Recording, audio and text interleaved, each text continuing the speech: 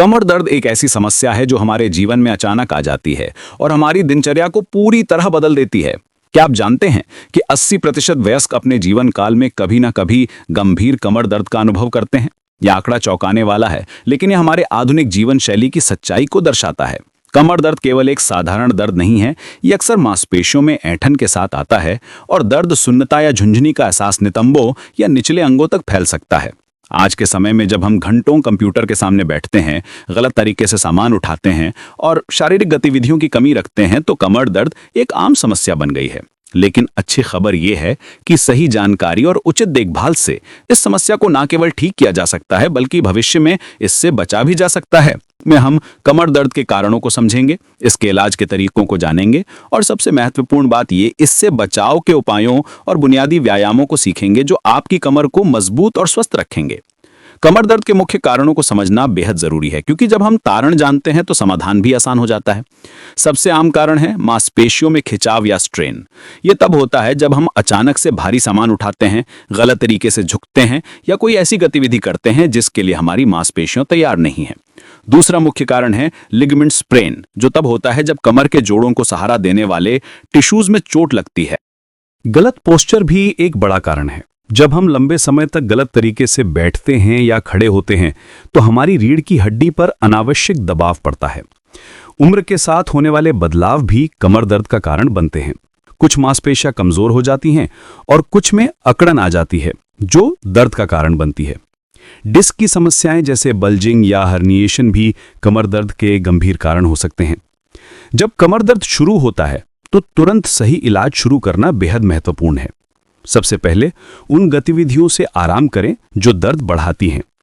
ये आराम का मतलब बिस्तर पर पूरी तरह लेटे रहना नहीं है, बल्कि समझदारी से अपनी गतिविधियों को सीमित करना है।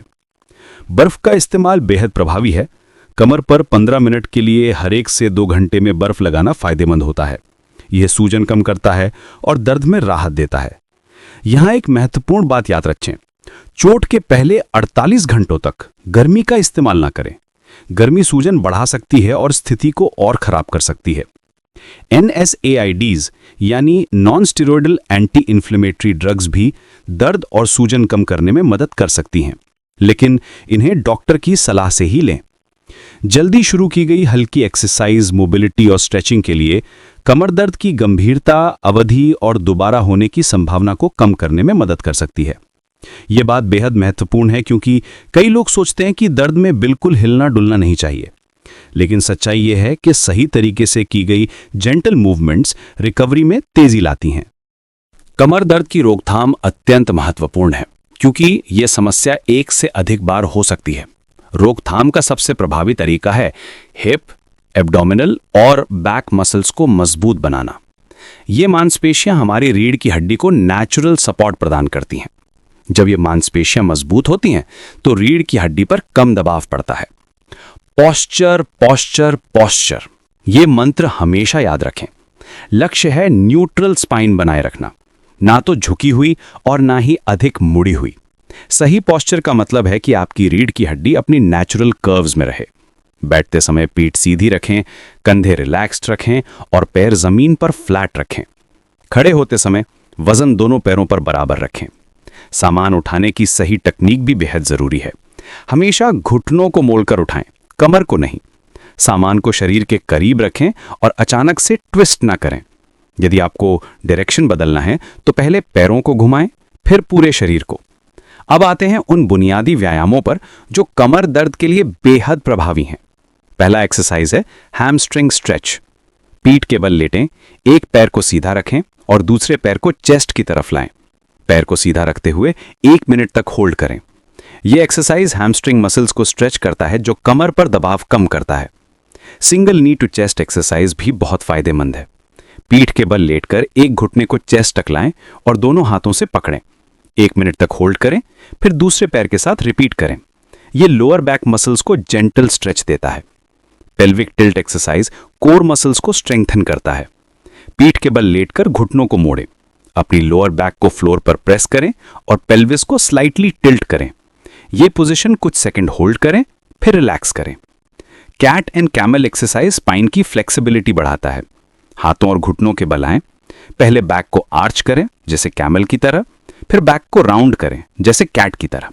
ये मूवमेंट स्लोली और कंट्रोल्ड तरीके से करें। प्रॉप-अप्स ऑन एल्बोज एक्सरसाइज भी बहुत इफेक्टिव है। पेट के बल लेटकर एल्बोज पर सपोर्ट लें। ये पोजीशन कुछ मिनट होल्ड करें। ये एक्सरसाइज स्पाइन की नेचुरल कर्व को मेंटेन करने में मदद करता है। लंबा रोटेशन के लिए पीठ के बल लेटकर घुटनों को मोड़ें। दोनों घुटनों को एक साथ एक साइड में ले जाएं, फिर दूसरी साइड में। यह स्पाइन की रोटेशनल मोबिलिटी इंप्रूव करता है। इन सभी एक्सरसाइजेस को करते समय कुछ महत्वपूर्ण बातें याद रखें। एक्सरसाइजेस को धीरे धीरे करें, मूवमेंट को फोर्स न करें।